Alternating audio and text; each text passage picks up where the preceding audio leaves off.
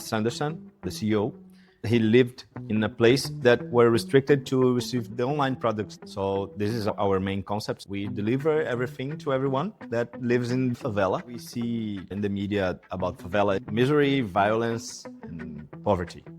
But the thing is that only less than 5% of the people from favelas are criminals. The 95%, they are hard workers, they are like housewives that raise their children alone without a parent. So I picture favelas as a struggle to live well, to live happy, and then to keep all the business inside. Like many people think, they have economic power, they are growing, and they are, I would say, structuring, right? Especially in Rio. But they are forgotten somehow because they still carries on the name favela. Saying like, hey, look for us, look at the favelas. We spend like, it was 2021, 220 billion of reais were spent in favelas. For us, they didn't even receive the products, or it would take 10 to 15 days for them to go to a post office to take the products, not at home. So now we deliver it in 2 days. Payment is 150% above the minimum wage of favela. Yeah, the minimum wage of Brazil now is like 1,200, something like this. And the couriers, they receive something close to 8,000 reais. It's a huge salary for someone. We are telling them, hey, there are different ways of making money, and you can do that. The word is purpose. We wanted to make something with purpose. The process harms, but the purpose heals.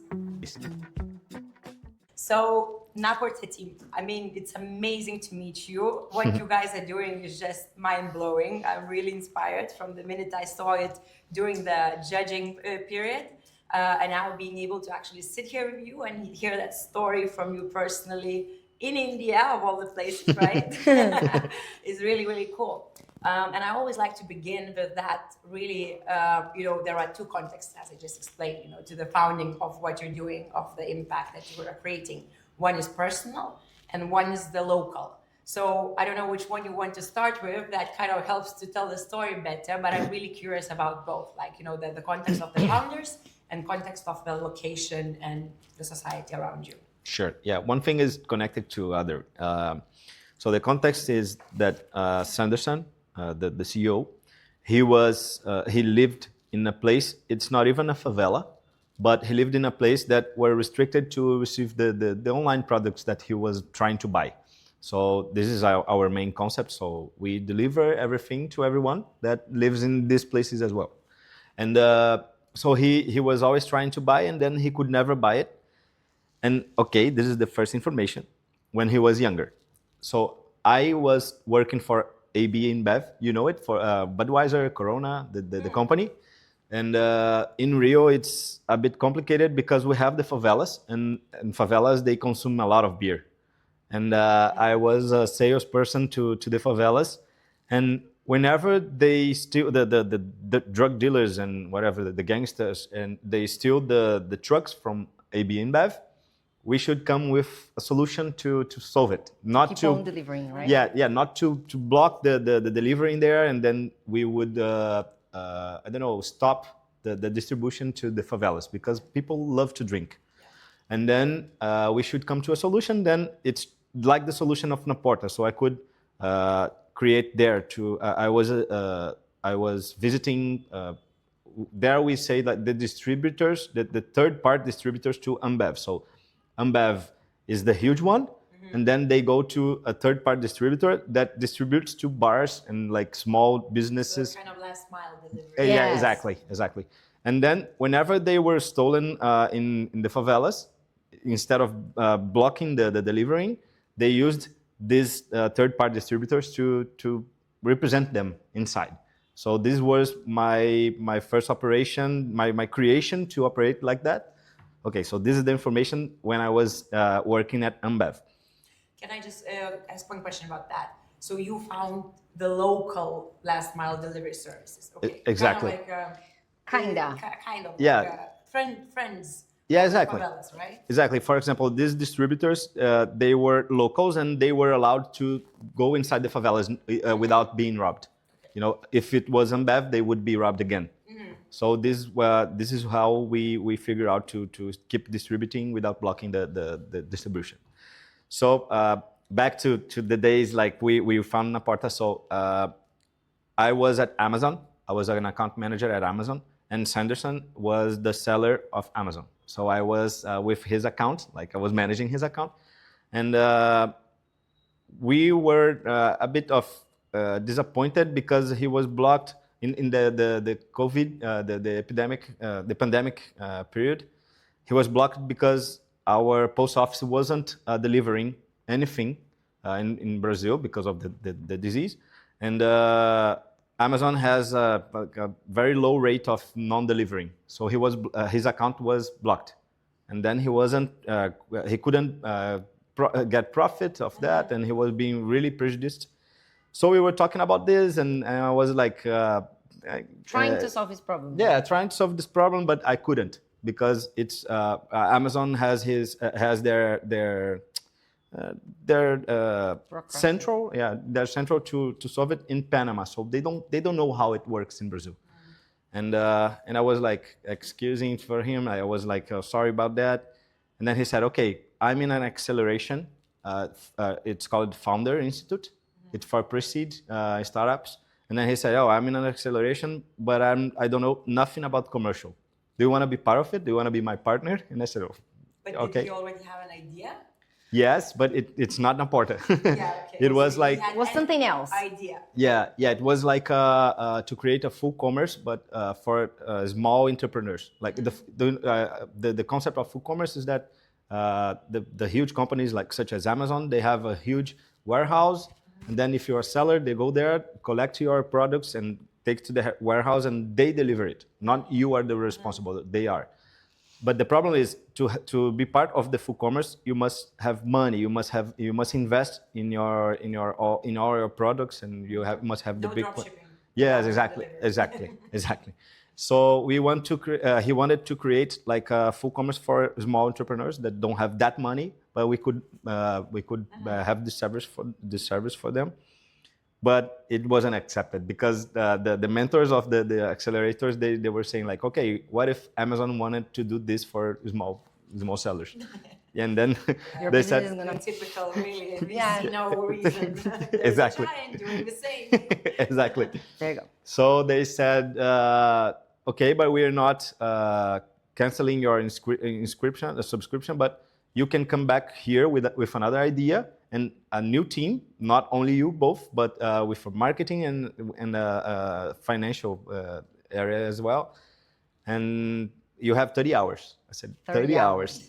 To come up with another idea. Because Nice. I think, yeah, it was crazy. That's resilience from the get-go. Exactly. I said, okay, let's go. But I think what is important to mention about this moment is that you were already thinking about changing your life because you were really disappointed with the corporative system as it is. Like he couldn't. Yeah, especially in the pandemic, I think I knew many people that started thinking about it. Like, no, I don't want to be more. I don't want to work for huge companies such as Amazon and stuff. So we had a long conversation, me and Sanderson, about this, and I said, okay, man, let's go further and let's make this happen. And then I said, I have a marketing person, my wife, and he had Rodrigo, the CFO, that they were from the same church. So we started a meeting. Like everything was online. I didn't even know him personally. Yeah, and Sanderson as well, because of the COVID. Yeah. You know. Okay. They only talk online. Yeah. And only kind of started really talking, then the problem started. So that's also new to COVID, right? Yeah, exactly. And then we started. You knew one person. Sorry? One person. Yeah, the one person. Yeah, exactly. And then we started a meeting online, the four of us. Like, okay, let's first structure one company, whatever it is, the idea, like structure, like I don't know, the brand, the branding, the operations. How would it be, and the financial planning as well, right? Yeah. And then we were like maybe 20 hours of meeting, and we say, people, guys, we have to buy something to eat. Yeah, and then We were getting Yeah, we were getting Crazy. crazy. I like and okay, let's pause here and then let's buy something to eat. And then when we were at the supermarket, Sanderson called me and said, "Hey, you told me once that you were working for Ambev, and you said that you ruled you were In charge. leading the operations of the favelas and stuff." And then he told me like when I was younger, I tried to buy something online and I could never buy anything. And he asked like, "Do you think it would be easy to set up an operation to deliver e-commerce products in favelas?" I said, "Easy, no, but let's try." Let's go for it. Yeah. And then we presented for them both as well. They like everyone was agreed, had agreed, and that's how it started. That's how everything started. But it is really interesting because both of them, either Sanderson and you, were thinking about creating something that has impact, Yeah. that could impact people. I was myself working for a company, a big enterprise as well, and we both share the same reason to leave, the same I think disappointments, right? Yeah. We're just like, I want to do something more. I want to do something bigger. I want to impact people. I For don't us. know what, but I Yeah. want to do something. It has to be more. Yeah. I Yeah, don't want to keep on working on the same thing, complaining about the same stuff, because I've changed it like 3 times already. Companies, different companies, and I've seen the same thing going on over and over, and we keep on discussing that. So I think the moment was really important for these to happen because we're both leading this. Yeah, I think that the word is purpose. We wanted to make something with purpose. Do you know why? Where did that need to make purpose come from?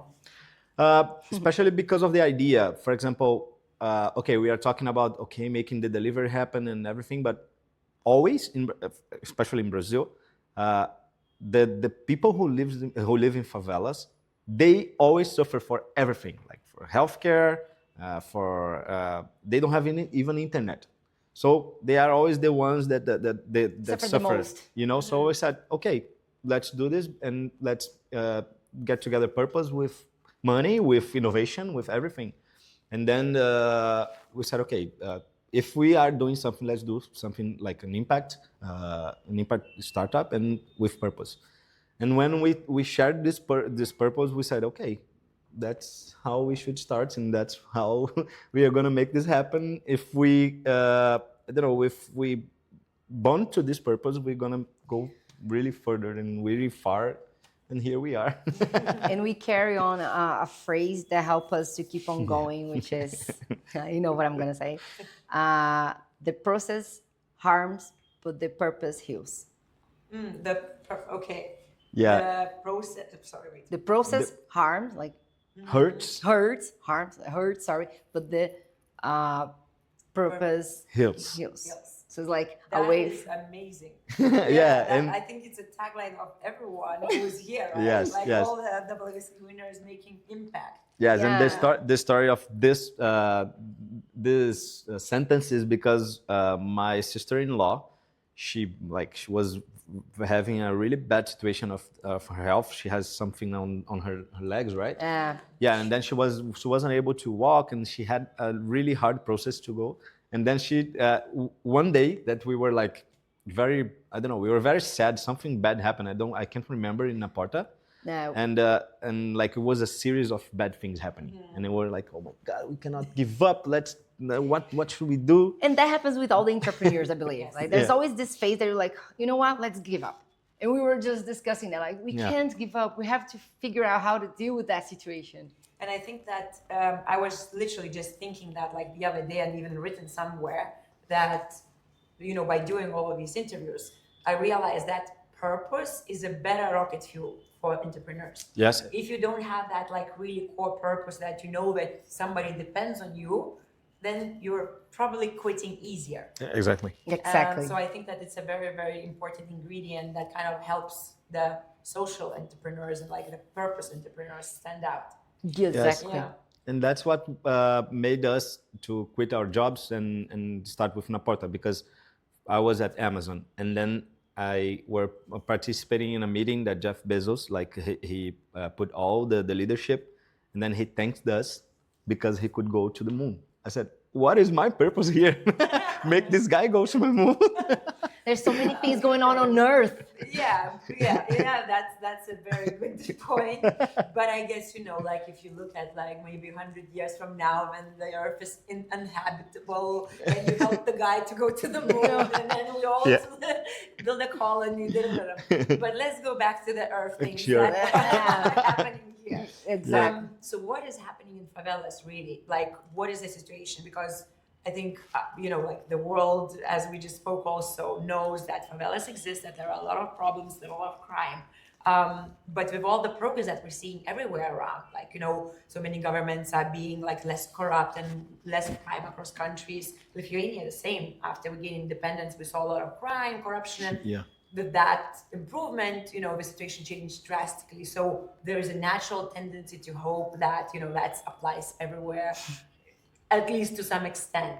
How is life in favelas? You want me to say? Oh, it's okay. You can give the perspective. I can compliment. Yeah, both give perspectives. Yeah, the thing is that when we see in the media about favela is that, it's misery, violence, and poverty. But the thing is that only less than 5% of the people from favelas are criminals. Like all of the 95%, they are hard workers. They are like housewives that raise their children alone without a parent. So it's that I picture favelas as a struggle to live well, to live happy, and then to keep all the business inside. They don't need to go outside to work. So the construction of the favelas was because they wanted to make their houses close to their jobs down there, not in the favelas, but down there. So, for example, we have Leblon, which is the expensive neighborhood in Rio de Janeiro, and they have the favela of Vidigal, like right on the back of Leblon. So because people wanted to go work there. But I don't know, nowadays, they don't want to go to Leblon to work.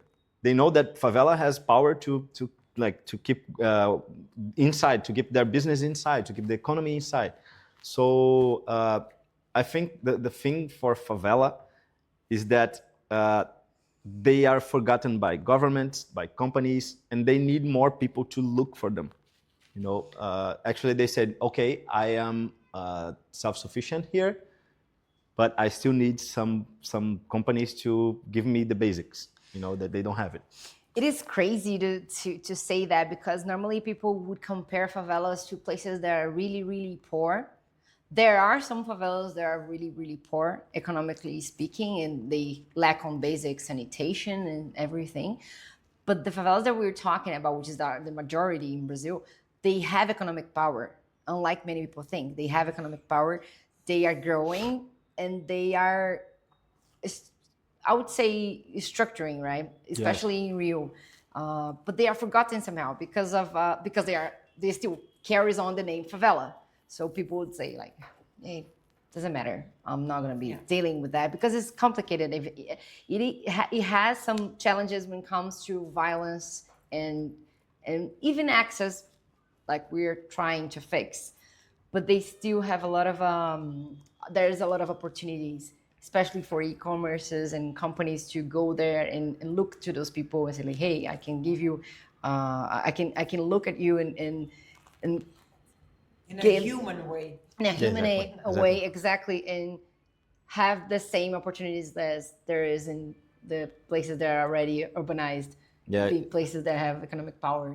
We always say that we don't live your suffering, but I can feel it for you. So we can work together, and then we can make it happen.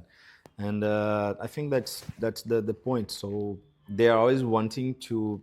They are always saying like, hey, look for us. Look at the favelas. We spend like it was 2021, 220 billion of reais were spent in favelas. So it's a lot. It's a lot of Within money. their own economy. Like They live in Exactly, their own economy. economy. Yeah. So It's really crazy. You have to go there to see and say, okay, now I get it.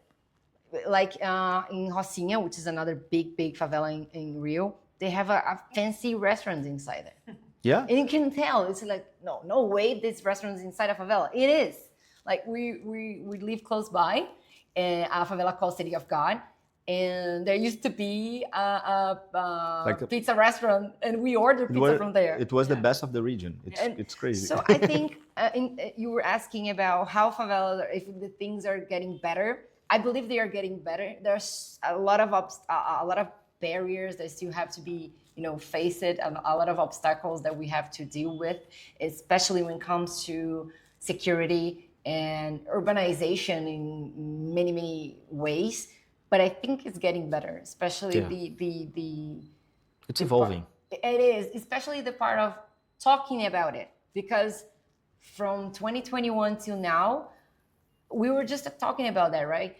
Companies start talking about favelas, and there are more advertising being made, and people are discussing more about this matter. We've been attending events in Brazil. They're bringing to the table discussion about how we can embrace favela in a way that it becomes part of the and city. Include, right? It's exclusive as well. Exactly. Like, so people become kind of hostile towards Yeah. favelas, and then it creates a kind of infinite loop. For us from Rio, for example, Katrine is from São Paulo. The reality of favelas there is different.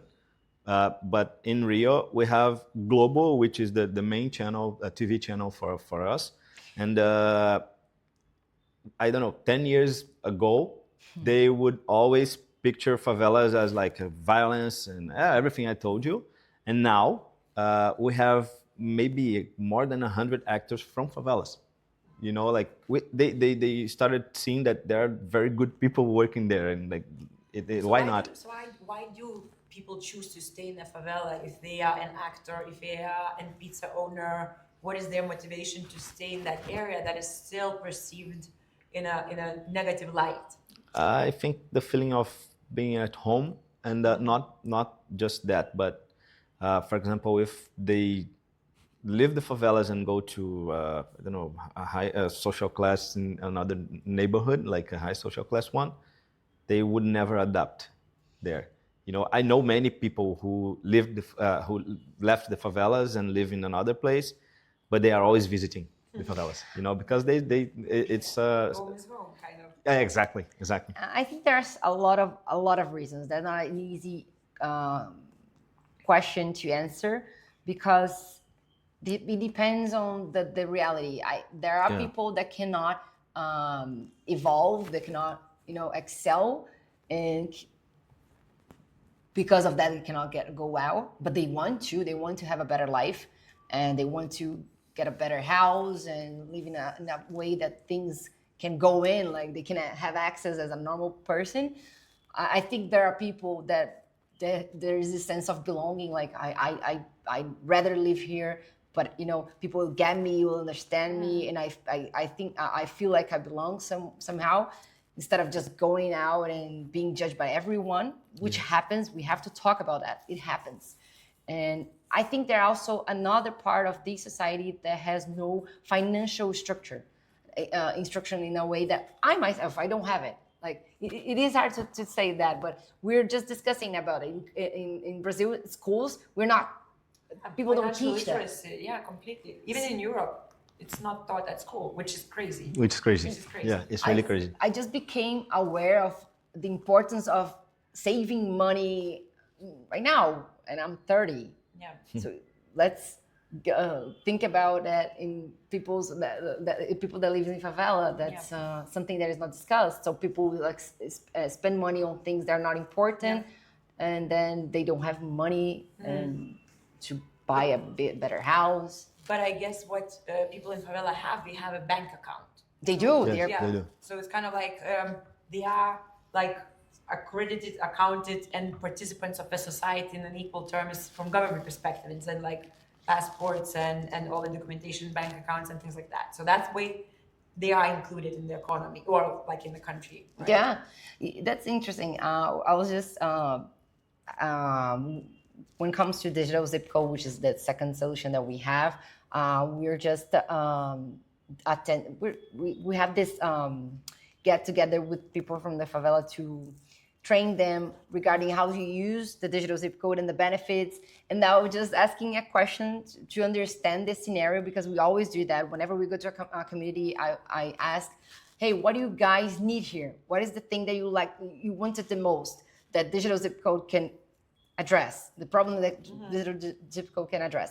And then in the favela, especially Vidigal, they said, I just want my account, I just want to receive my light account. Yeah, how can I say that?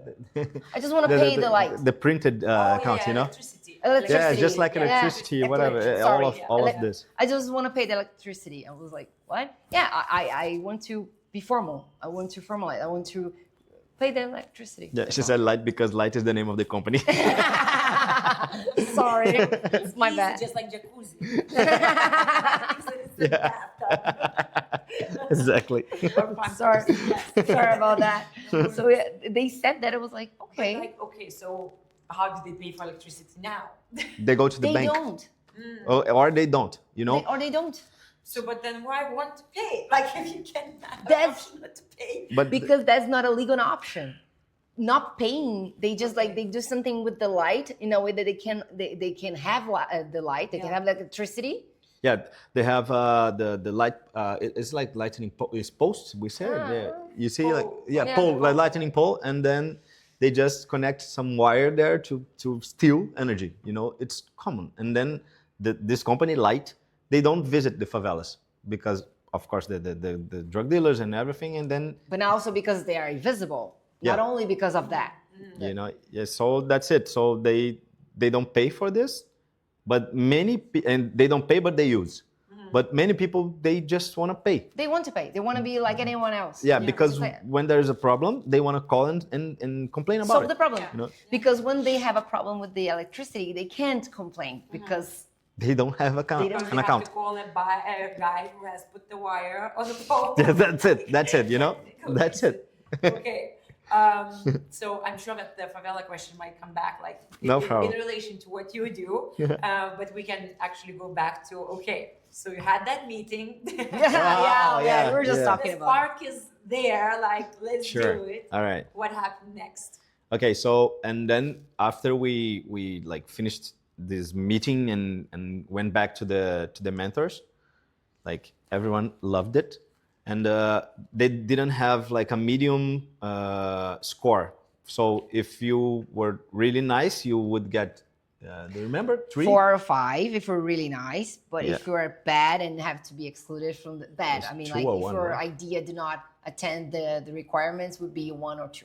Yeah. So you were never on the middle. And then we started scoring like very high, and we were like the second, right? The top 2 startup of the acceleration. And then even nowadays we have 2 of the mentors are our investors.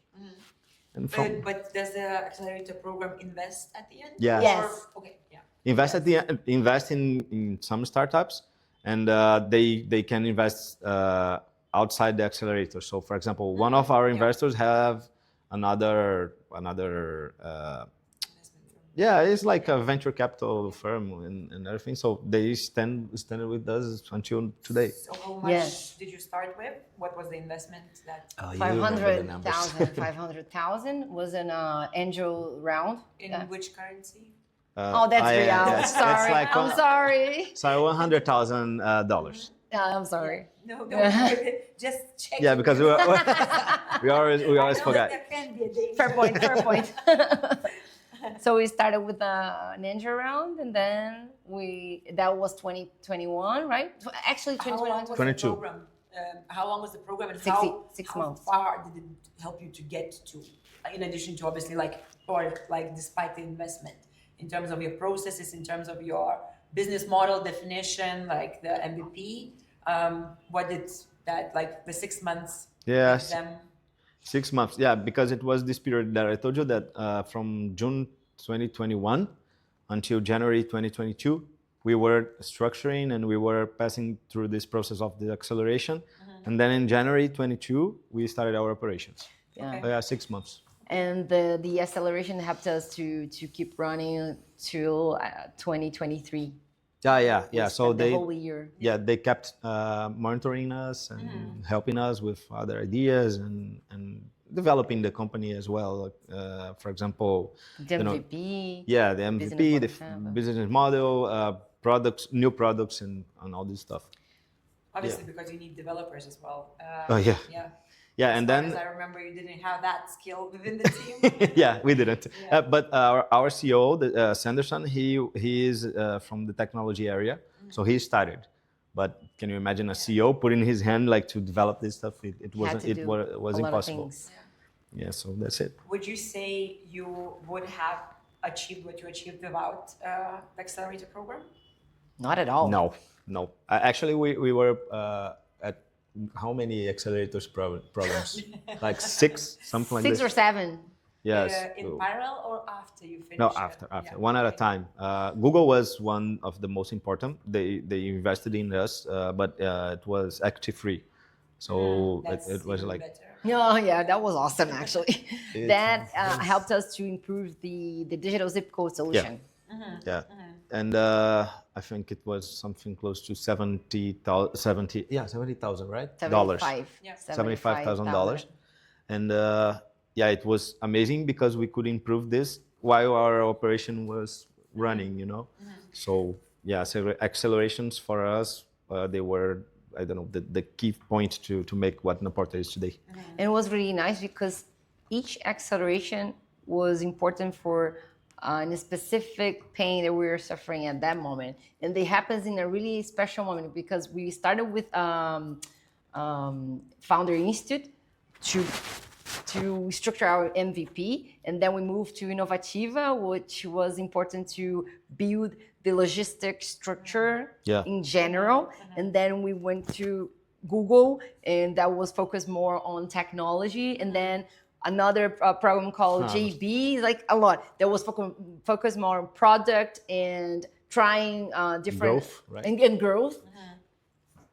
Anyway, all these acceleration Like- programs was Collecting in the basket and like, okay. Yeah. yes, Yeah. it's really important for us. And the thing is that while we were participating in accelerations, we were like tired of working for the operations and our jobs, right? Like, It for was example, one accelerator at a time. You Yeah. didn't do like 2 accelerators. No, that would be crazy. no, impossible. No, that would Yeah, be but- impossible actually. Yeah, the thing is that as we were still unstable, right? Unstable. We were participating in the accelerations and like we were spending energy, make the thing happen initially, So Yeah, we But gave it our was good. best to attend all the acceleration because we thought, why not? We have to learn as much as we can. Neither I or and him, we were from different realities. We used to work for companies, so our background was totally different comparing to those who were always, dealing with their own products. yeah. Exactly. So we have to have these background, and I think knowledge is always good. And I think that's the smartest move that you guys made because really, like, if I turn back 10 years ago, I wouldn't have done the same because those connections, it's not like you don't even get the full scope of the impact of accelerator yet. Because for the for the lifetime of the company, you will be getting introductions and Yes. people to trust you and things like that. So while we're at the kind of like money accelerator type of thing, when did you stop them and how are you financed now? we stopped last year. I think it was last year. No, actually no. 2023. Yeah, Because 2023. 24 we decided to focus on the operation and make it happen as fast as we can. Yeah, we stopped in 2003, and then 2004 we started to develop the clients that we were already delivering, because, for example, we were with Amazon, only 1,000 packages per day, but we knew that we have more possibilities to make. So the problem is that we didn't have time, we didn't have focus to expand, to scale. And then And also money, right? We're Yeah. always running out of money because that's the problem that every startup faces. Raise capital. We're just like So stealing. did you raise enough capital to give you leeway or did you start making profit before we move into actually what do you do? Because for the people watching us, they still don't know. Oh yeah. No, yeah. Actually, we used the money very smartly. So we invested in structure, we invested in new teams, and then okay, now that we made a good use of this money, let's go for the market. Let's work. Let's sweat the shirt, and then we started bringing new clients. We started scaling with these clients, and it's not even a profit, but it could pay the bills. So Well, that's the most important. yes, and but this year we changed our minds. Not changed our minds, but in 2024 we learned and how to build like a solid structure to hold these huge clients and hold this huge demand for delivering. And just for you to know, last year we made 2 million deliveries. So it's a lot from our side. And then we said, okay, but it's not that good. We have more possibilities. So let's make 2025. Let's prepare to make this like maybe 3 to 4 million deliveries in the year. And we started very well because we prepared ourselves. So there is the demand. It's just that you didn't have capacity to. Yes, To operate. yes. Or And that- enough people. We're always like Yeah. fixing stuff. yeah, people prepared to work with this because we developed many people, especially from favelas. They are not professionals. They do things, but in informality. So this is our main, main pain. Challenge, Yeah, yeah. main challenge is to develop these people. But it was last year. This year we are ready, and that's it. So let's start from another beginning. What do you do? Tell me, what is naPorta, and like what are your services and like your business? Go. You can say marketing. Okay. naPorta is an impact log tech focused on delivering to restricted areas. Our business model is LAS. So we do the whole process since collecting to the customers, our clients. So Amazon, Shopee, AliExpress, those are our clients. So we collect the package inside their hubs, and then we deliver it to our cross-docking operation. And we do all the sorting and tracking and delivering to these communities. And we do that by hiring people that are from the favelas, and also with technology to keep on evolving in getting better and gaining more logistic efficiency. Right now, we are operating with 9 clients, and we operate in Rio and São Paulo, which are the 2 biggest cities in Brazil. And like he said, we started with 1,000 deliveries per day, and now it's 15, right? 15 to 20,000 deliveries a day. Wow. So we grew really fast. And like he said, our timeline to be more precise, more specific, we started in 2021 with the business model. In 2022, we started our first client. We changed the product market fit because we started with food, but we understand that e-commerce was a much better way to start, especially in terms of margin, in terms of growth. And then in 2023, we acquired more clients. We structured another round, pre-seed round. In 2024, we worked a lot. We just like worked, and we decided to, I wouldn't say shut down, but we stopped like going to events and acceleration. We just like focus on improving. Yeah, exactly. Our visuals are like, we have to improve. We have to have the best people along with us. We have to have process. We have to just go as fast as we can to prove that we are capable of doing that, because the market was demanding that we give fast answers like, hey, I know we came up with this idea and it's not crazy, we can do that. And we can do that in terms of numbers, because one thing is delivering 1,000 packages and another thing is delivering 20, 30, Yeah, that's crazy. 300 a month. So how many people live in favelas? Right now, we're talking about, in Brazil, we have more than 14,000 favelas, right? I think 20% of the whole population lives in, more than 20%, 30% of the whole population lives in favela, which is like... The data from, I know from Rio at least, it's something close to 1.4 million, right? Nah. because this number changes every. This number Like half changes of a lot. Lithuania.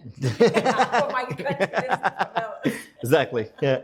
And one nice number that we can bring to you is that using locals to make these deliveries happen is that we are creating more than 100 jobs.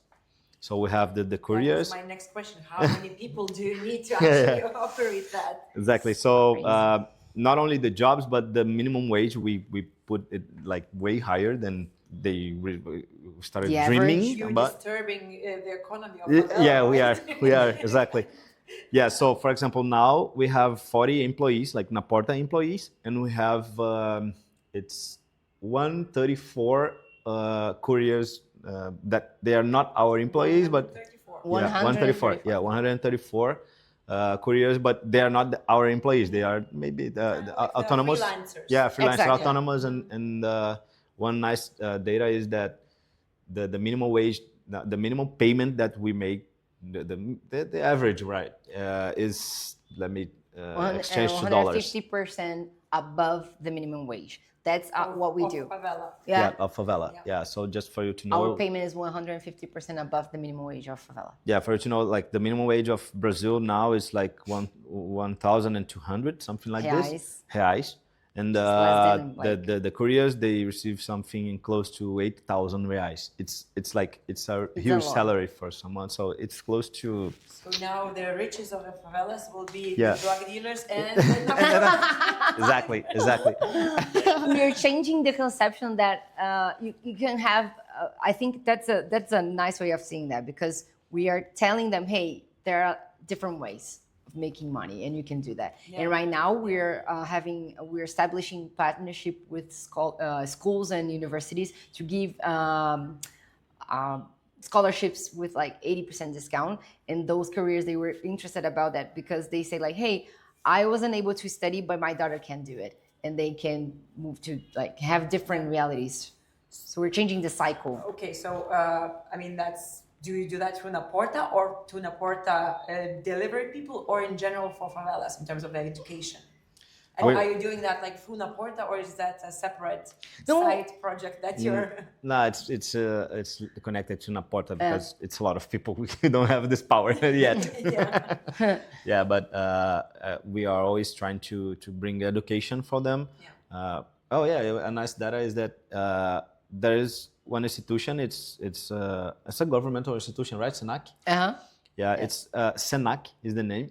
So they're an education institution. They bring many courses, different ones, like for everything, for math, for cooking. I don't know, anything. But higher courses too, like law, advertising. Yeah, Kind of skill based. Yeah, they have the basics and until like the post graduation, and then we took 1 year to develop this course for last mile delivery and for the couriers. It was so nice because all of them were like, "Oh my God, we want to do it!" Like, okay, when want are a you? certificate. Yeah, when are you going to bring us our certificate? We want it, we need it, and It it was was the really first. nice. It was the Yeah. first in Brazil. Okay, Like, wow, yeah, that's we did really it. cool. And again, going back to, like, there are so many more questions, because like the technology aspect of what you're doing, but also now on this conversation, what is the education level like? Are there any education institutions, formal or informal, that are acting in favelas and providing education? Or There are. There are. Yeah, but public institutions, but they are so weak. They're weak. They don't have a structure for that. The teachers, they are amazing, but they don't have instruction. They don't have the structure. Sorry, they don't have attendance of the students as well. Because one thing that is important to picture, if you are a child from favela and you are, many times you need to see like what is power. The power is the drug dealer. He has like the power inside the favela. But in our case, no. We see like what is power? What is a successful person? My father, he's someone that studied and do everything. So the person from the favela, he doesn't want it. It's like a small number no that. role model. Yeah, They don't they have don't have a it. model. That's it. Normally they're like really but the family itself is not structured. Yeah, as I said, like single moms, you know, that the most part of them, and then They have to work 2 jobs sometimes to make ends meet. So this kid sometimes grows up alone. They don't have a place to to stay while their moms are working. So sometimes they have to stay at someone else's house or even on the streets and play on the street. And their role model is like the drug dealer. That's the most powerful picture they have. Yeah, so can you imagine like teachers trying to fight against these guys? It's very hard. Because education is a long-term success, not a. And when you see like, okay, I can make more money dealing with that than I would make if I study and go to college. I have to know. Yeah. And by the way, I will have to sit in the office with 12 walls, 8 hours a day, not see even the sun. Yeah, as you see. Right. For them, it's like, and I have bills to pay. I have things to pay. I need money now. So money is an emergency for them, and I need to find a way to do it. Or sometimes if they don't go that path, they follow the informality, which is another way to make money, of course. And it's not a problem, but they have to. Yeah, but the informality, they don't study. They don't study. They do like some odd job, something. Yeah. So now with the education platform, are you delivering more courses than just becoming a delivery person? Yes, exactly. So they have, how many courses they have? The Mais Code? I have no idea, but they have like more than they have 100 courses, different ones, you know. So it's recent, like it was. Yes, January? because this course with the careers was one thing, was the first step we took. It was in 2023, right? That we started the conversation with these public institution in 2023. Yeah, and then we launched were just in able 24. to implement in 2024. Yes. And now we started another partnership with another institution called Mais Code. It's like plus one code. Plus one code. It's technology institution. It's a technology institution, and the founder is from Favela too. So he get it. He understands the situation, and he helped us with the courses and everything. We start measuring now, so we start this process now.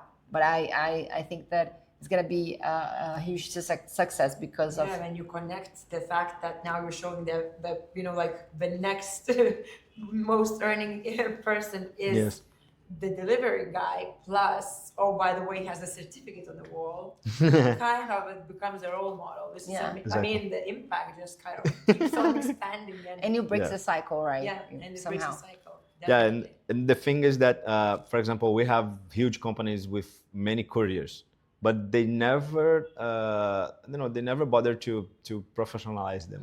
They just, okay, make my delivery happen and I'll pay you. That's odd job without education. Yeah, right? exactly. Exactly. But it's something very sad, because you keep on perpetuating that, right? Yeah, not even this, but it's your service level that's going on the last mile. So if this guy doesn't understand that, so it's a kind of, it's stupid, right? Yeah, customer service is kind of like the front line. Exactly. But so, okay, let's get back to the technology. And how does naPorta work? Can you walk me through kind of like all the funnel? Okay, so somebody placed sure. the order all the way to the delivery. How do you organize that it happens? Okay, so you're a client in the favela, you don't have a zip code, right? So you select, you don't have a zip code. Actually, there are few zip codes for an entire favela. So for example, there's a favela, Rocinha, as Katrine said, like 90,000 people live there, but they only have like 11 zip codes. It's nothing, it's a mess.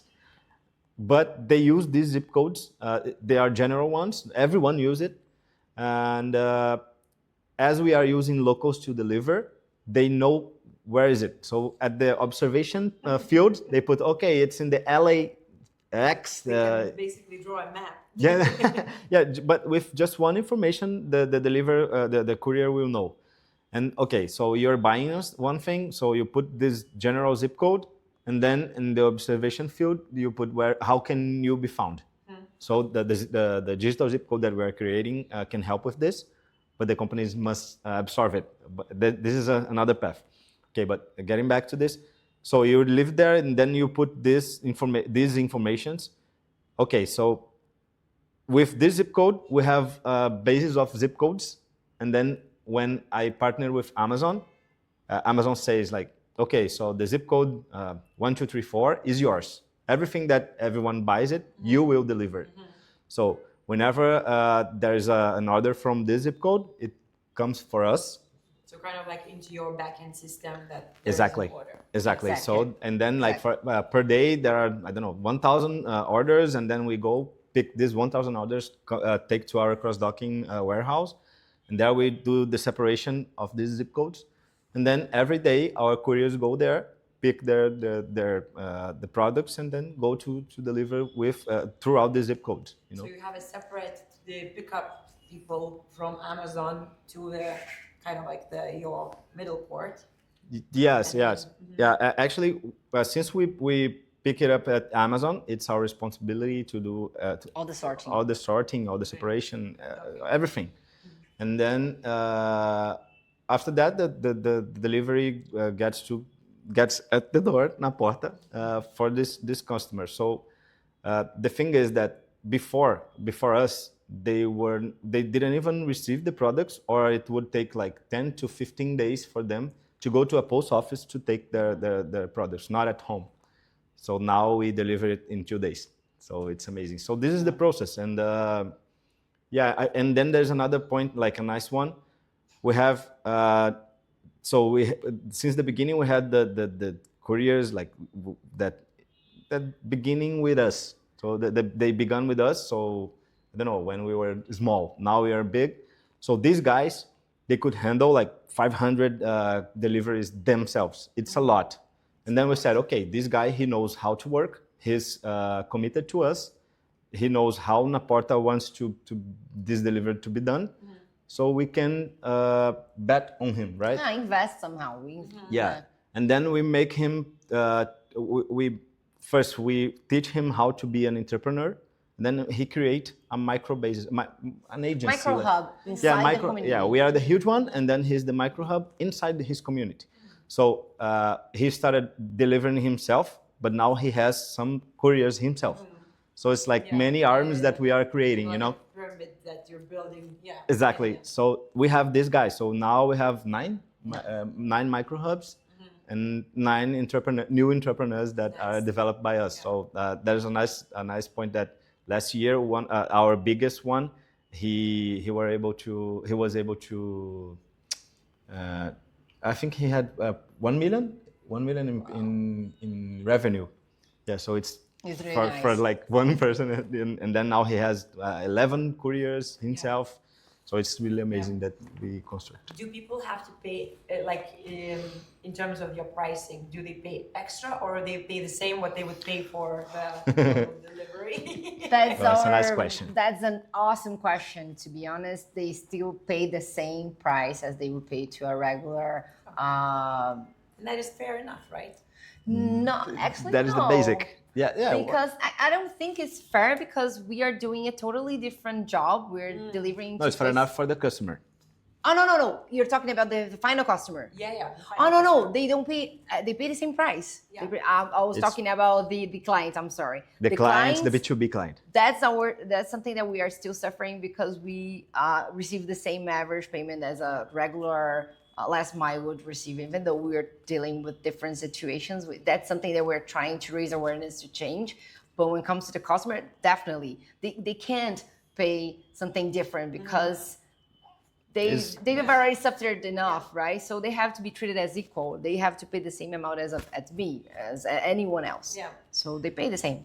But so what is your business model then? Because I thought that, like anybody who buys things, they pay for delivery and then you kind of get probably a cut of it because obviously Amazon, because of their huge size, keeps part of it. I'm sure. Definitely. Now our business model is a transactional model. Who pays the for us is the clients, the B2B customers. So Amazon, Shopee, they will pay per delivery, and we have this range.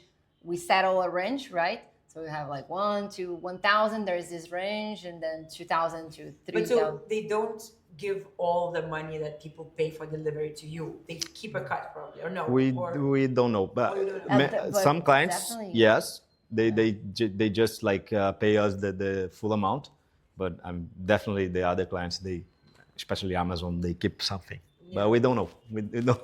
It's How not. much goes to Yeah, them, we but don't know. definitely goes. Yeah, What- because our margins is still low. Unfortunately, that's Well- market dynamic. It's something that is really hard to change. Last mile operators, they keep just a small part of the process, and the margins are really short. That's why I was saying like how for when it comes to the client B2B client perspective, is not fair for us receiving the same price as another last mile operator that do not operate inside those regions because it's really tough to get in. It's easier, It right? should be like a zip code added price tag. Yeah. Unfortunately, we can't.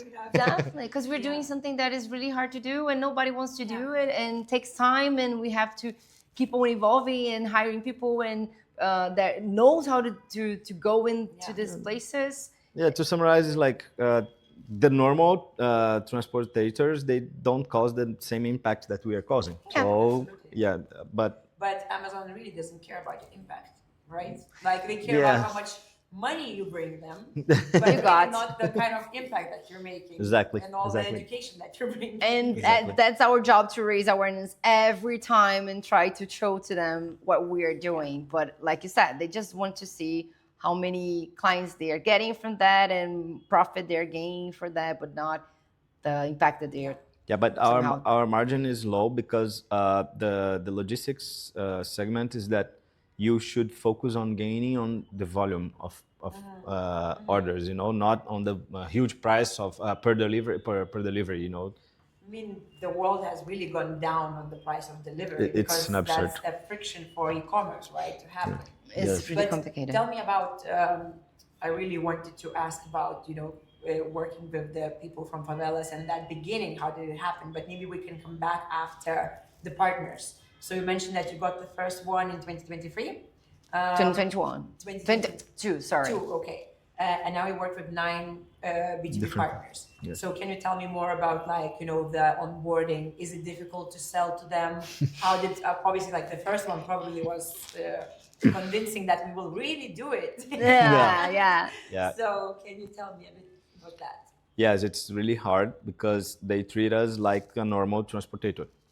But yeah, so we have different types of clients in different types of segments. So we still from e-commerce, from we deliver e-commerce like marketplace in general, but we have cigarettes.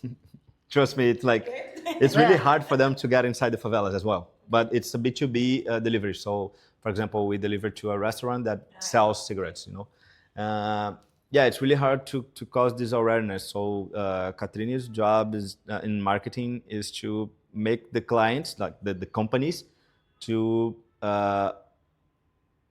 put some value on this, you know, in our job. So when I'm there in a meeting to sell our idea, they were okay. What is the price? But please, first let me show our impact.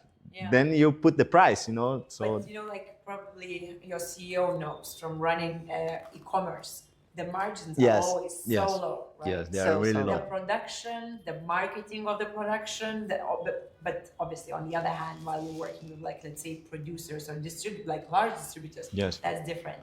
But I guess really just like travel industry is being squeezed. Everybody's like cheaper. The same with e-commerce, I guess.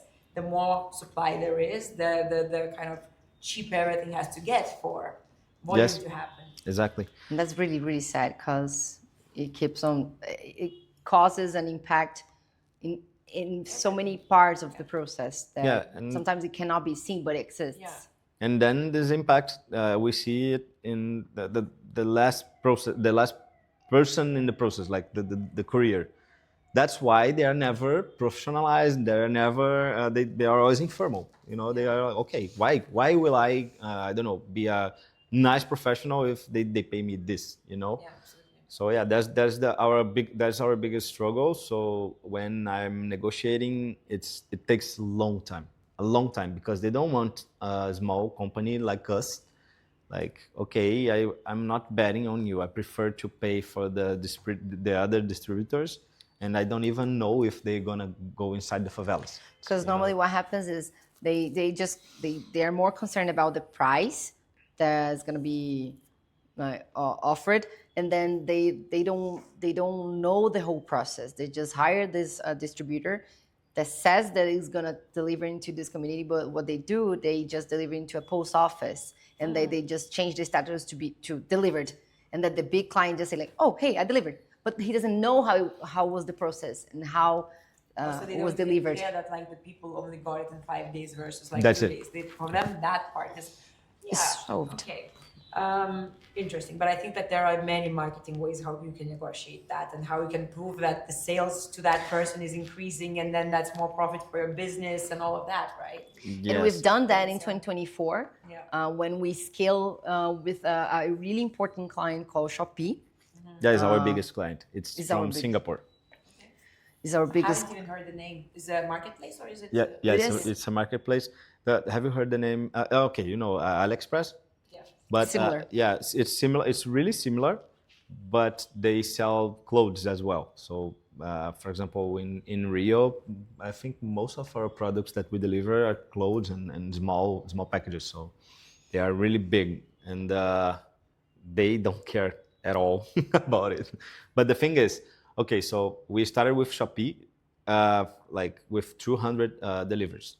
Now we have 11,000 maybe Yeah. per day. Yeah. Yeah. Yeah, per day. So we can show this evolution for everyone. So come on, just believe it that the clients have money to buy it, and then let's go. But it's And hard. you have quite a lot of data now. Yes, we Yes, have, and yeah. it helps us a Now lot. it's a completely different world probably for you now. Yes, Totally. it is.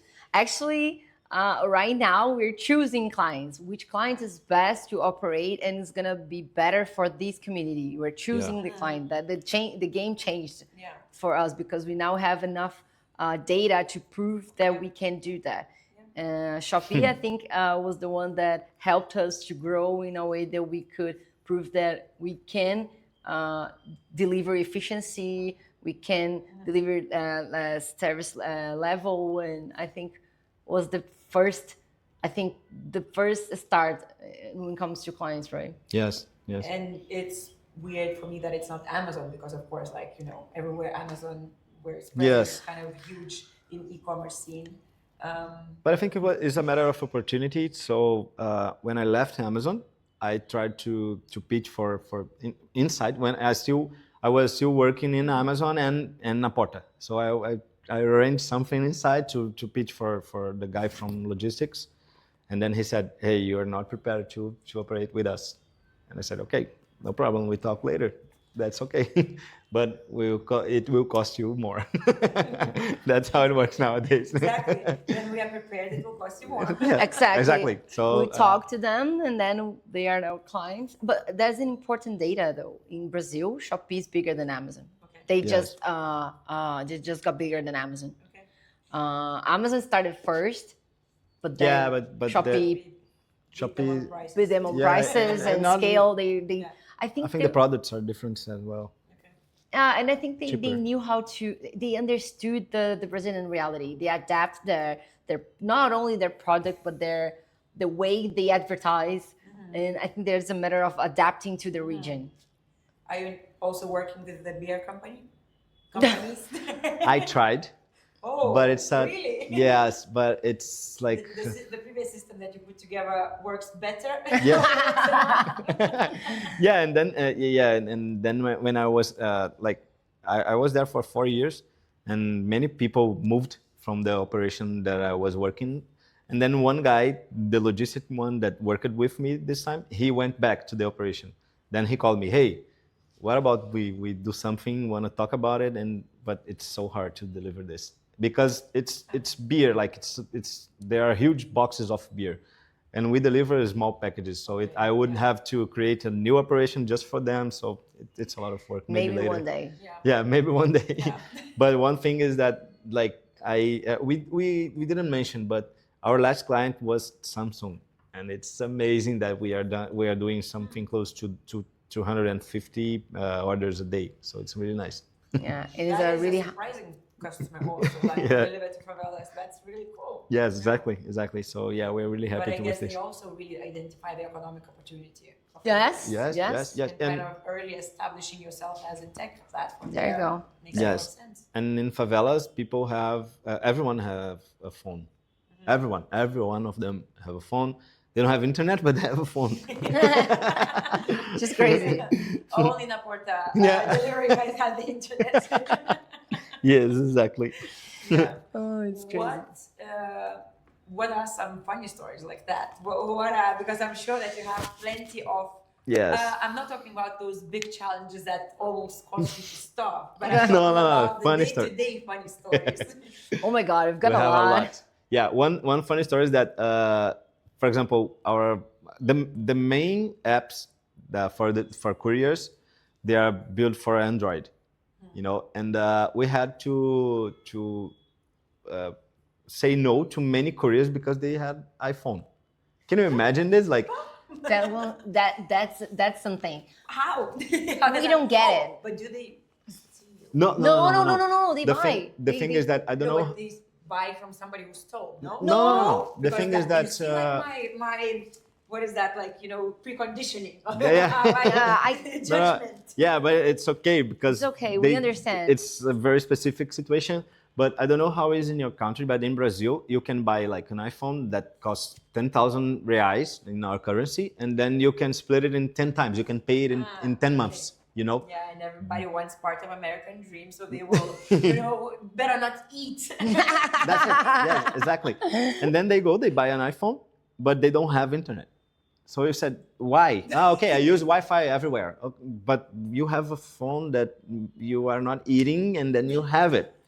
So we had to reprove everyone that has an iPhone because the system was not made for it, So this is one thing that I lost many good couriers because of this. I said, go buy an Android, like a cheap one, but Yeah, come. like $50 one. That's the Pay thing. you enough. Exactly. We were just talking about that. Why do you prefer to buy an iPhone instead of buying, I don't know, any other phone, like a regular one? And once they told us, hey, you are a middle class. For you, it's You normal. don't have to prove to anyone that you have money, right? You don't have to buy expensive clothes and show status somehow. I have to prove that I am worth it because I'm from favela. So the first thing that people We'll see. is like, oh, you're poor. You don't deserve to be part of this cycle. So I have to prove. How do I prove? Carrying brands. So that's the way I can show that I have some status, that I belong to someone. You can kind of like have a fake iPhone made in No, China. No, exactly. It's like you can have a T-shirt or shoes, whatever, Yeah. but not that. You've been crazy, right? You've been to Brazil. You heard funk, the song, like the music. Music. Yes. the music, that's the funk. So we have many singers, the funk singers, that in the lyrics they say like, okay, I will show my new iPhone, and I will put to everyone to see. So there are lyrics like this.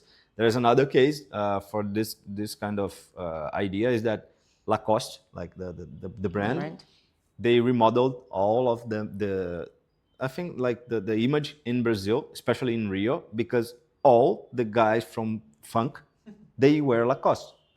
But they have money. They have money to pay. Buy it. So they just changed their the ICP.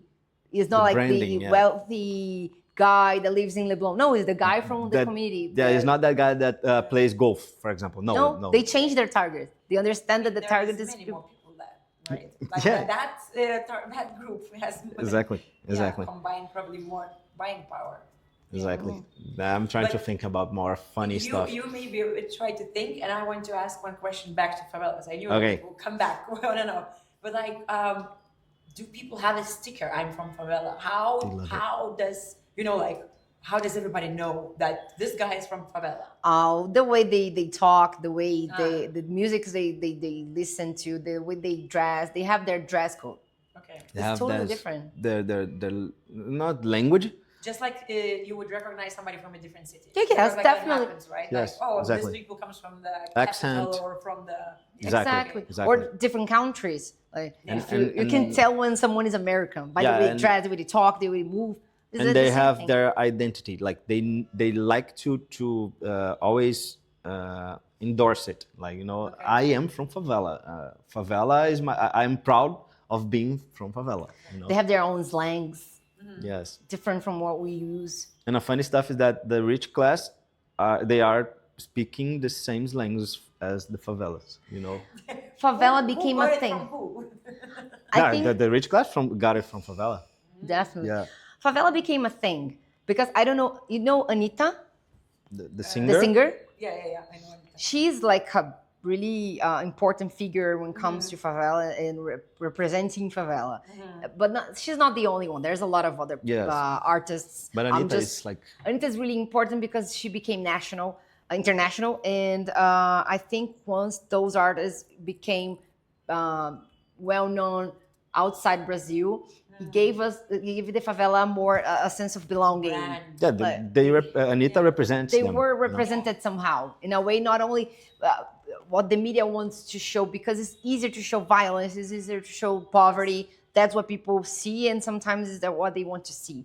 But there's so many About more. successful, right? Like, what is the successful part of the favelas? And people they're doing nice things there. Where are they? Yeah. Why are they not being showing Because in the media? nobody reads the headlines of nice They don't people want- doing nice things in favelas. It right? doesn't They don't sell. want to see. It doesn't click. It doesn't sell in click. media. It doesn't exactly. click. It doesn't sell. Exactly. Regardless of how sad that is, as a representation of humanity's interest, right? But Yeah, what it It is what it Unfortunately, is. yes. Exactly. Yeah. But they are changing somehow. They are changing the status quo, I think. Yeah, The because favelas are changing. I know many rich people from favela. Like really, for example, there is a favela that we deliver is called Rio das Pedras. Like Stone River is the name, and then there is a guy. He owns 9 stores inside Rio das Pedras. Like, and he lives there, and he still lives there, and he's really rich. I can imagine, like for example, I mean, you know, half of Lithuania obviously has the buying power. So regardless of how much they earn, Can you or imagine, whatever, you know? like, it's just the numbers really becomes a thing. yes, exactly. Yeah. So Again, maybe, but I actually will check. Okay. If this is still on. Yes, it's still on. perfect. Thank God, because we talked a lot. Exactly. That's why I checked. But yeah, so going back maybe to how difficult was it to get the first Client. delivery guys? Because I imagine that the drug dealers might not be happy with what you're doing that you're putting a new cast of rich people into favela. Like, do you get any of that? I mean, it's 2 separate questions, I guess. It's important to bring you a context that in every favela in Brazil, I can say like with 100% sure, every favela in Brazil, they have a rule that, okay, you can, I don't know, you can steal, you can rob, but outside the favela, you will not bring any harm to people who live here. So having that said, you can imagine that, okay, if you live there, you are free to walk around there.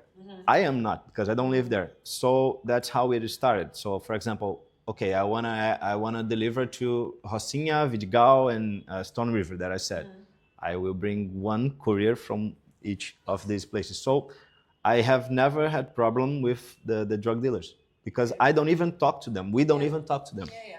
No, I was wondering maybe like, you know, people like they will notice and they will not like that and then blah blah blah. But Actually, no, yeah. that's perfect then. They I guess then they appreciate that there's opportunity and more money coming in into That's their what I think. Yes. country. For example, the thing is that the drug dealers from a favela, I'm not saying that is positive, but they are from the favela as well. So they are born there. Yeah. And they know each other. So, for example, a courier lived beside a drug dealer. So they know each other since they were a kid. Yeah. So why would this guy bring harm to this one, prejudice this one? So that's how it works. So it's a community, you know. I guess it also goes back to like, you know, oh, drug dealer, and we're all like, Exactly, oh my God, exactly. like, you know, it's a bad person label again. Exactly. But actually, like, it's a person who didn't know how to make the meats end, and that's how it kind of like made sense, right? You got it, 100%. That's it. So hiring the first people in the favela, how was that part? Yeah, actually, it started with my sister. No, it was pretty organic actually. This Yes, I have not adopted, but yeah, she lived with me, with my family, because her house was on fire in favela, and her mom, she was our cleaning lady from our house, and then my mom said, okay, bring her to live with us, and she will It's be with fine. us here, and it's fine. Yeah. And then we grew up together, and now like in 2002 I and she's crazy, like she works like crazy in favelas. She has I don't know how to say Pet that. shop? Yeah, it's like a pet shop, like to and then she's always like in City of God. She's always around the favelas. She knows everyone. She looks like a political person. It's really interesting Yeah, it's to really- see how it's she moves crazy. around. And Like really. yeah, and then I just told her, hey, I presented naPorta to her, the idea, and I said, but I wanted to start it with you. Yeah. You know everyone, and we want to start in Rio and in Cidade de Deus, your favela, City of God. And she said, okay. She was okay with us, and she spent like a year with us. Yes. Helping us to grow. And she was the one that prospected the careers because she knew them. And that's how we started, and then became organically. Once they started, and then Yeah, they and- bet on us and saw that we were growing, that It's we changed it a lot in the beginning because it wasn't like a fast growth. Like we had our ups and downs, and then yeah, we were testing. now we are just settled. We have yeah. our team, right? The thing is that, for example, if it was just only us four, they would never, they would never believe in us. They would never bet on us, you know. But it was her name is Luana, my sister. So they would say, okay, if it's Luana, we are with her. But with them, no. Because she was local. Yes, Yeah, you know. So yeah, And they were like, it's easier. what is like 4 guys from Like, I Like think for those playboys, stars- for playboys, you know, it was like yeah, that. what are they gonna do? Are they really gonna change anything here? They don't even know our It was reality, kept you know. in the beginning because we got it. We got Yeah, it. yeah, we because got the- them because yeah. we're not from the community. Not only that, but the normal thing that they are used to is that a company goes there, like they I don't know, they do everything there to gain money, and then they leave the favelas the way they are. Greenwashing. And Yes. then they just release this beautiful campaign saying like, look what we've done, look how nice Yes. we are. But they are just like greenwashing. Yeah, and then they say, oh, okay, I know that these guys, they are going to come here, gain their money, and then leave. Just one more company. Just like the color company that painted, gave the paint to the favelas to make them colorful, right? Yes, exactly, It's like- exactly. Yeah. Really pretty, but what you're changing? Yeah. Yes, and No, then yeah, you're not changing. Uber, for example, they are hated for this, you know, because they started operating for the favelas. Okay, let's go pick them up, and then they just blocked it, and they don't have more service inside, so they hate Uber. So our main concern is that okay, how can we get how can we Do differently. how can we do this different, and how can we make them believe in us, in our idea, in our purpose?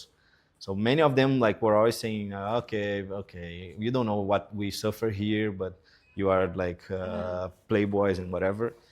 But here we are. Is that changing now? Like after Yeah, a so lot, much? Yeah. a lot. Because we kept on we stick to our purpose, and we That- just like kept on doing what we were doing, and then one thing led to another, and since we were always there, we're always doing everything. We're not just like, oh, we are the CEOs, the CFO, the CMO. Let's just manage from distance. No, we're just doing everything we could, and not only that, but we treat sweating to make things differently, and then they Yeah, start we treat them with the humanity that no one outside favelas has ever treated, you know. So yeah, and then we Genuine, right? Yeah. Genuine care. yeah, right? exactly, It's exactly. Not like, No, if you oh, wanted make money and that's yeah, it. and I always say like, come on, man, if I wanted money, I wouldn't even start with this, you know. I was Yeah, like with my job, and that's it. Yeah. And so we'd never want this problem for us. And I think is that showing them that you don't need to be from the favela to understand their reality, to suffer with them, and to solve their problem, you know. So okay, you're telling me that, okay, I don't know your reality, I'm a playboy, I'm not poor, but I'm bringing you the solution. Just I'm work trying. with me, work with me, and then we're gonna solve the problem. And we bring many stories, and they know, okay, yeah, I can believe them. I guess they kind of like come with that, like, oh, we've been lied to or like taken advantage of for so much. How Exactly. do we trust you? Yeah, yes. But otherwise, it's a normal business negotiation when you really care, right? Exactly. Yeah, they always create this barrier, but we are like putting it down. Yeah. So, What are your biggest challenges now? How is it going? yeah, the biggest challenges are this. I think it will be until I don't know when, but the professionalization of these careers, the new ones, because we spend a lot of time, we spend a lot of energy, like make them Understand the importance of doing a really a great nice service, service to those people, and that they are not just carrying a package, that's a responsibility. They are carrying our names, and our name, naPorta, and the name of our client. And I was just talking to one of the colleagues from the winners. That's something that I really have. That's a really challenge for us, is that we have our team, and basically 60% of them are from the communities, from the favelas, and we have to professionalize them, but also sometimes we're almost their moms and psychologists and everything, because they suffer from a lot of things at home, and they don't have a family structure. So we have to be there for them. We absorb everything. We absorb so much, because we are not just like hiring them, hey, do that. We are giving them an opportunity to break the cycle. Yes, and learn and develop. So I think that's a big challenge for us. How to... That means you mean the people who you actually hired as a team? Yeah, as a team. Yes, as a team, yes. That's a really challenge, because demands a lot of for us, right? And also scaling, because depends on money. Scaling is always an issue. Yeah, I didn't even want to bring this, because I think it's a little bit obvious, because... But scaling in terms of customers, in terms of more favelas, in terms of more delivery guys, which scaling? Because you operate on many... Yes, I think scaling is to be in more favelas. Okay. Because one thing leads to another. For example, to scale for another favela, I need to negotiate with more clients, like the companies, and then if. But Shopee probably is delivering to the other favelas already, no? No. Yeah. No. The favelas, no. Yeah, but the thing is that how can I make Shopee to okay, I will need more couriers. I will need to, and cash flow is a big problem, because we pay them in 15 days and we're receiving 90 from the big clients. So one thing leads to another. That's what I said. I'm sure that the investors really don't like all They that. hate it. It's like, no, you don't have a proper team. You're mothers. You're caring too much, and you're spending too much time on education. It's really hard. Paying them too much. Yes. And the terms are misaligned. So I'm pretty sure that that's a fun element. But we have an impressive growth, right? From year to year. So it's... But when we show that we are growing and that we are scaling fast, it changes everything. Okay, we're doing all of that, but look at our results. Our results are positive. And so that's... And across all the metrics, right? Yes. The cash flow, the income, the revenue, the deliveries, and everything. Yeah, we're really concerned about the metrics, because since the beginning it was like that. We're, especially with our salaries is still low compared to what we could have be gaining, because we think like, hey, we need to pay them first. We need to make sure that everything is fine, everything is operated. Then look to us. Then goes to us.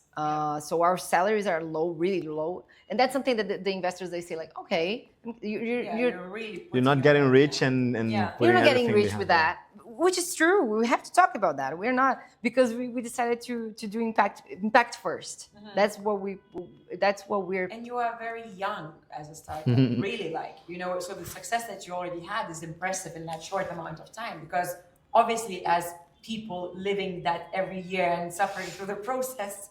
Yes. It's kind of like, but in startup terms, like, you are a very young startup. Yeah. Yes. Still babies. Company. Yeah. So it's and then you get everything right. I guess it helps for the future to make it big. Yes, That's what exactly. that's what I believe. Let's make it right since the beginning, so it's gonna be easier in the future. That's what we believe. We are suffering now because we know that in the future it will be everything flat and everything good for them. Yeah. Scaling across favelas, do you think you will ever be scaling across other different communities or in maybe different countries that have similar problems? Yes. Or do you think that No, we hope we are going to other places than favelas because they are not only the people that don't receive packages, or they're not only that they are out of the map. So, for example, we have in Brazil many cities that are not favelas, but they don't have zip codes to order anything. They don't have zip codes to be seen by the government. So yes, it's a really short path. We will be like soon, you know. do you have your zip codes as a separate business? Like, can people just get the zip code from you, or it has to come with like you need to be ordering stuff and then you get the zip code? We have zip code as a different business unit. That's a B2G solution. So we partner with the government to implement into Kind this. of complicates everything even more now. Add government on top of everything. I know we are crazy. We like to do crazy stuff. Sometimes we look at each other like, What are we that? doing? Why are we doing that? I'm tired of your employment. What's its impact? I'm tired of sending guys to the moon. No. And then we decided to add the government. Yay! Okay. That's How is that so going? nice. It is going. You know what? It is going great so far. So good. It's not easy to deal with the government, but the thing is, since we are used to this crazy things, and we establish a really nice dynamic with the communities, it was easier for us to get inside and start mapping. So what we did was we start mapping with the support of Google. So Google invested on us, and then because we started with the digital zip code in a way that we want to gain logistic efficiency. So Yeah, that's how we started. this was the main purpose. The main purpose. Yeah, like So- almost like a sticker on the door, right? Like this is here. All right. Yeah, that was easy. That would definitely be something positive for our operation. So we started.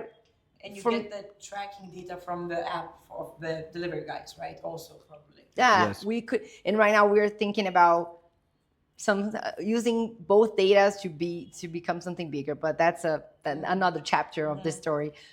So we started like that in São Paulo, really small, mapping communities that are really small in favelas in São Paulo, and then we decided to scale when the investment came, and that became a thing. We start growing and growing and growing, and then we start our first dialogue with the government in Santo André, which is a city close to São Paulo, and then it was nice. They accepted, and was our first partnership with the government, and governments talk to each other. Yeah. So And you're solving an essential problem of a government, right? Exactly. Exactly. It's easy. Yeah. It's not like, oh, can you set aside a budget for this and that? It's like actually Yes. the government needs it as well. Yeah, the thing is that we started the idea of the digital zip code was to optimize our operations, but the logistic operations. But then, when we started seeing that the government the government is not present at the communities still. So how can we use the digital zip code not only for logistics but to bring attention to the government? So the thing that we are talking about of the electricity, this is something that the digital zip code can solve, but the government must approve. The government must buy this thing. But also meters, right? Yes, exactly. Like then the next step is adding meters of electricity and things like that. How is it working for you to work together as a couple? That's I don't probably a question so many entrepreneurs working together have or not working being here probably have.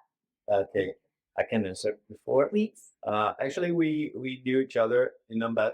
She, the company, the beverage company, she worked there as well, and we started liking each other because of our admiration, the professional admiration for each other. So we think like really the same in many strategies. We build strategies.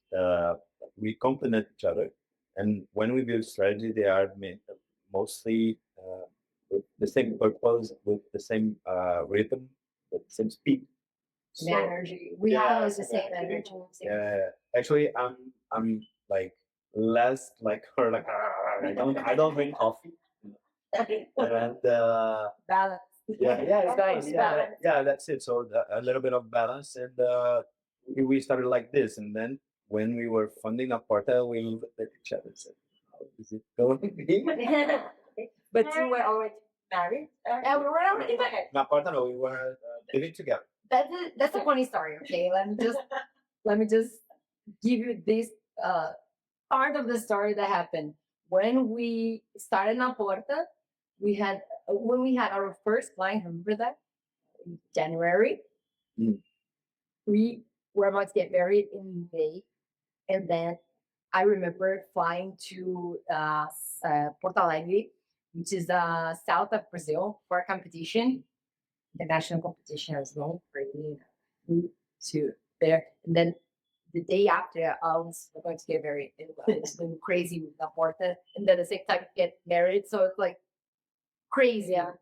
But I think it was funny because everything started and happened at the same time, and we were concerned in the beginning, but not like, oh my god, how's it gonna be? Like, it's not gonna work. We always knew that somehow we're gonna figure out a way to make it work, right? Yeah, the nice thing is that, for example, when you are a couple and you work in separate companies, different companies, you don't understand. Uh, you hear the problems from your partner, but you don't understand like what is he going to, he or her going through, he or she going through. But us, no. For example, if she's working until late, you say, okay, can you spend that because I know all the problems that we are company is going through. So it helps a lot. I remember that we had many fights when we were in different companies because she was there like struggling to be promoted and deliver a nice job, and I was mine. But there's one nice point that a funny one. She's from São Paulo. People from São Paulo, they live to work. And people from Rio, they just live to enjoy the life. Yeah. To have those nice little beer glasses on the beach. Yeah. Yeah. Yeah. So like it was really hard for me to look at that and said, "Come on, it's like 8 p.m. No, please stop." And then when we started with the podcast, I couldn't understand. Yeah, we had to adapt. But I think we had our arguments, we had our fights, but we I think it is important, especially for those who want to or are thinking about start a startup with partners, to set boundaries and to establish some rules, which for us is still hard. We're still learning. I'm not gonna say that everything's fantastic. We sometimes have our problems, but we stick to it. We stick to what we establish as a rule, as a couple, and as partners. Like, hey, we're not gonna be discussing that. That's our now here at home. Yeah, Sometimes we start discussing, but there's always someone that says, "Hey, remember that we agreed on that." It's just, you know what? Now, or it's really funny when we were doing it. We said, "Now I'm talking as your partner." Okay. Yeah, so, but- Yeah. Now it's just your vote. That's like, you know. Yes. Yeah, we changed figures. Yeah. But it's working and it has been working. I'm not gonna say that it's always awesome, but if you are committed to, we are committed to each other, and we are committed to naPorta, and that's what matters. And we're gonna do our best to figure out ways to make it work. That's amazing. Yeah. Yeah, that's amazing, and congratulations. And I think, it can be rewarding and challenging at the same time. It So I like what every aspect probably has the two sides, right? Yeah. Like, yeah, you go to the other job, but then you have more things to talk about. Then you have your own circle and stuff like that. And you don't talk about work all the time. No, but it's amazing that you're making it work, and it's working. And like, how is it within your team?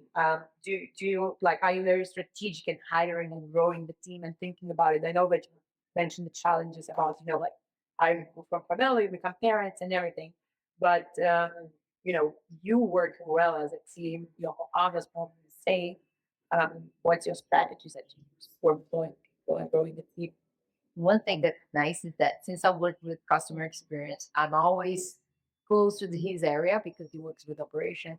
So we're always close to each other, and that's one of the reasons we have to make it work, because we have team. The team has to see having to see that we are doing great as partners. We always disagree, like that's normal. We have our own stuff.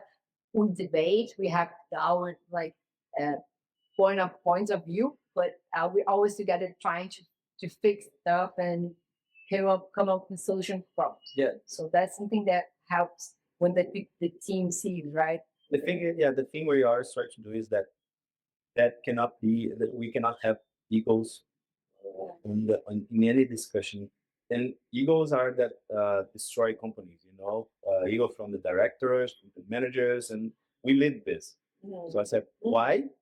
Why do we have to put ego in front of the purpose? So we founded this company to bring the purpose together with everything. So no, it won't be our ego that will be Ruin the company. exactly.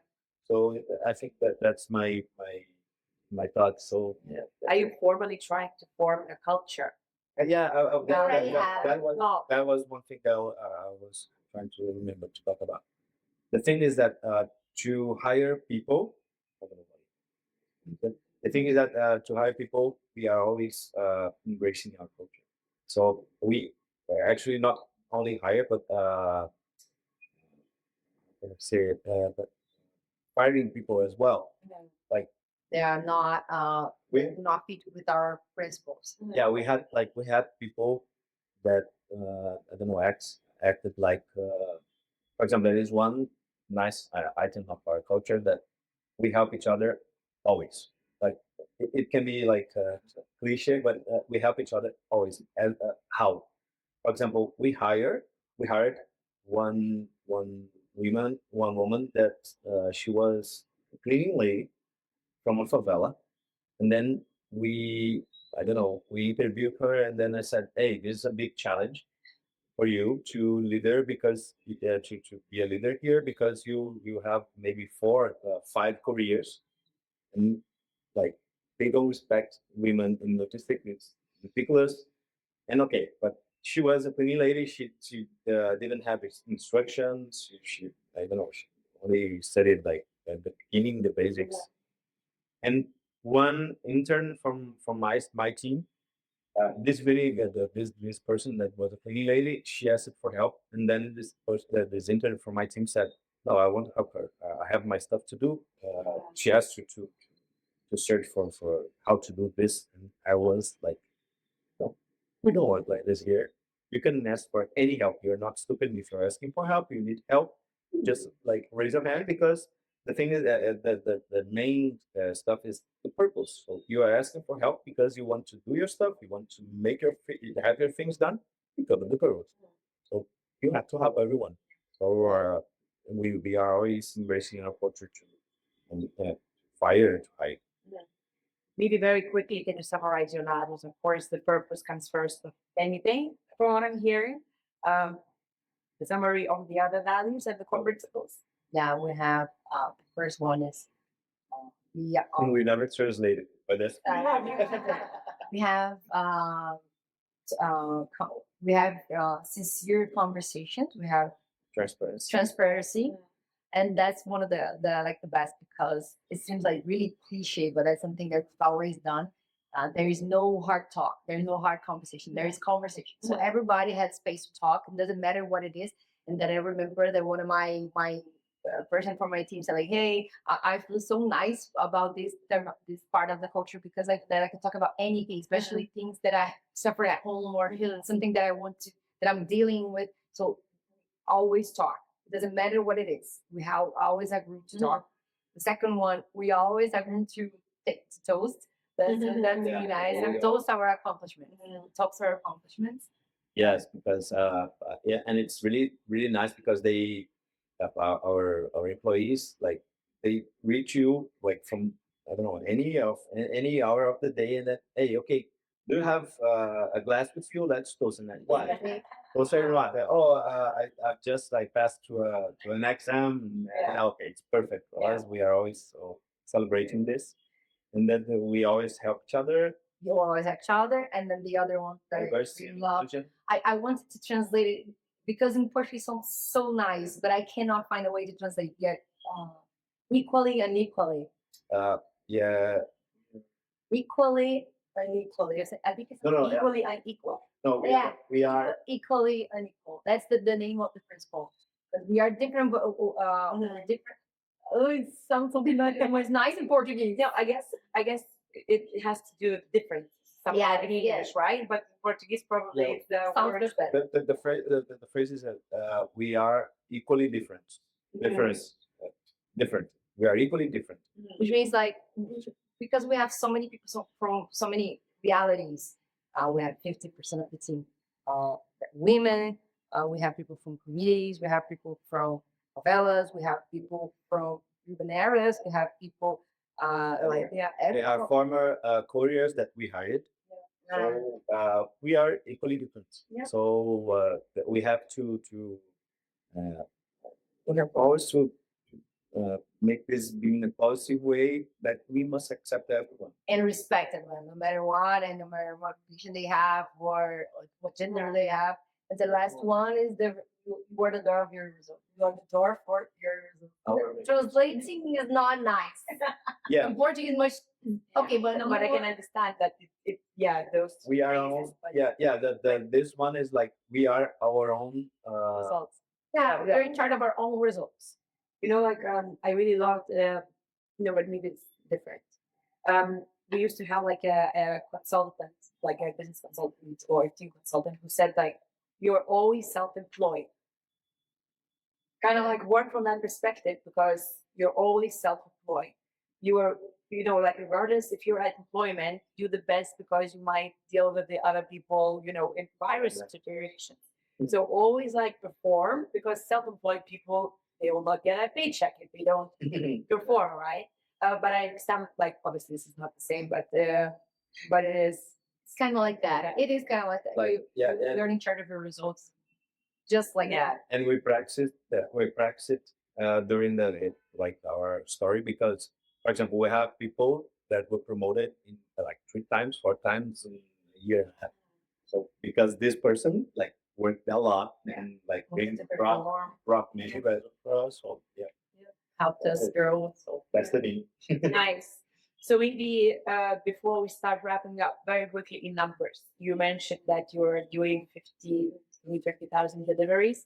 What does that kind of convert to revenue for your company in numbers? And It's 1.4 million reais, which means let me make a conversion. what is Or it? it's like Six. it's mid not yeah. More difficult than 10. Yeah. I won't put in 6, but it would be like 400,000 per month. Dollars. Okay. Revenue. Yeah, Yeah. total revenue. Yes.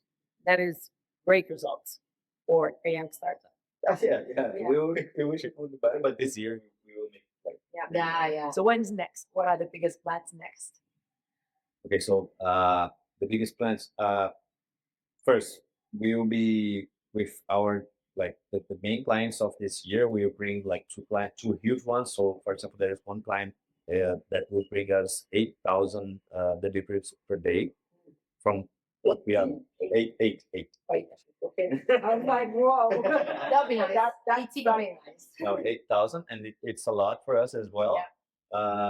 And we're gonna scale with our existing clients. I'm not going to do this commercial like forever until the end of the year. So we have maybe maybe until June to finish the negotiations, and then we focus on scaling up for other cities, for other neighborhoods that we have present with the same clients. So, and it's a hard job because for them to give us these packages, they must take out from other transportations. Because we don't only deliver in favelas. We deliver in all the places. Our They're close by because it gains Yeah. more logistic efficiency. yeah. This is our difference from the other transportation. We deliver everywhere, but everywhere, not only like the other places, the easy places. So okay, that's it. Yeah. Here and the digital zip code you can find. And digital could be almost the same strategy. You're gonna be really good on scaling on places that already are phase it, let's say, so São Paulo and Rio, both cities. So we want to scale as much as we can and try to cover the whole city. And then we want to close deal with two big states, which will be the same. Like we want it ends up being the same. I want to close the deal with Rio, with the government of Rio, and as a consequence, I'm going to be mapping the whole city. The same thing as in São Paulo. Just to bring it in numbers, because like when we talk out, it's two cities, but the biggest cities in Brazil, for example, São Paulo, you have like 9 million, right? 11. See, 11 million, and Rio, they have like 5 or 6, something like this. Respect my A lot. city. 11. Okay. Yes. All right. No problem at all. Yeah, that's it. So, for example, our main goal is to make very well done in this place. Yes, and very exhale jolly places. Yeah, and I guess products because that will come naturally. Yes. Like a platform for education and so many potential other things that comes with a circle, right? Yes. Okay, I have two final questions. One for the first question is more tricky, so you can maybe take turns if one of you knows immediately, and the other one is just kind of like pretty easy. If you had a magic wand and you could change anything that is related to what you do, what would that be? What we did or what we do? No, it's like it's a magic wand, you know. Uh-huh. So you don't want to change the past, I guess. I mean, you can probably. Yeah. I think because we don't run from work. I think like if I could change something, I would bring awareness to all the big companies. I would say the same thing. Yeah. I would change the way we have the relationship we have with the client. Like, It make our path way easier. I wanted them to see the impact that we're causing in a way, not just for greenwashing or just for like do a nice advertising, but really to bet on us and say like, okay, I got what you're doing, and I let's do it together. Let's help each other. Of course, you're bringing revenue. Of course, you're making us grow. But how can we make your life easier? How can we understand your part? And then what makes is like it's shorten the deadline of payment. Instead of paying you in 90 days, instead can I pay you in 60 since we're a small company? Or instead of just seeing the numbers and being hard on you because you do achieve 99% of that service level, I understand that you're doing a really tricky job, and I'm gonna give you tools to operate easily. I'm gonna help you excel. I think I think I will change that. I think we have the same mind of about this because it's a really Mindset for right. yeah, it's a really hard path to make them first leave and inform them about the situation that they don't know because they don't go after this information. So I think it's the main thing that I would do if I had a magic wand. Okay. The kind of easier question is there anything you would like to ask the potential global community that will be watching this? Is there anything like how people could connect with you for something or like provide some support? Oh, I think the first start as a marketing person, you definitely follow us on Instagram and LinkedIn. naPorta Brasil. I know it's Portuguese, but hopefully she's gonna write it down. naPorta Brasil CEO, and it's gonna be easier for for you to find us. That will be a great start, so we can talk and share best practices and initiatives and learn from each other. I think it would be a nice start. Yeah, for me, it's beyond that. If you see some opportunity from everything that we talk about here in your country and wherever you are, talk to us and let's make business. Perfect. That's also marketing, right? Yeah, Yeah. I actually forgot that I like to ask the question about what would you recommend to other entrepreneurs. But I don't know if we have time. But really don't want to keep you anymore. Like if you want to go. I only have a sentence. Like it's Okay. easy. Like hold on to your purpose. Good one. Stick to it. Yeah. And it's not gonna be easy because sometimes they're gonna be thinking like, should I go to another path that is gonna be easier for us in terms of money, in terms of revenue? I have investors, so I have to prove to them that we're growing. It's not gonna be easy, but it's your questions. Okay. Thank you so much. Yeah. And with that, I want to invite you to follow naPorta and share their story to amplify their mission of transforming favelas. They're bringing e-commerce access and economic empowerment to Brazil's underserved communities. If you know anyone in logistics, e-commerce, or government, connect them with naPorta. Details are on our website. And help them bridge the gap for communities left off the map. Alternatively, if you're looking for a solution like naPorta in your region, you know where to find them now. On that note, next week, I will be bringing you another story from the edge of impact, sticking to the winners in the business category, but this time from Ghana, where we will hear from Huzaifa how a chief is helping people to save while learning all about financial literacy. See you next week at the Edge of Impact.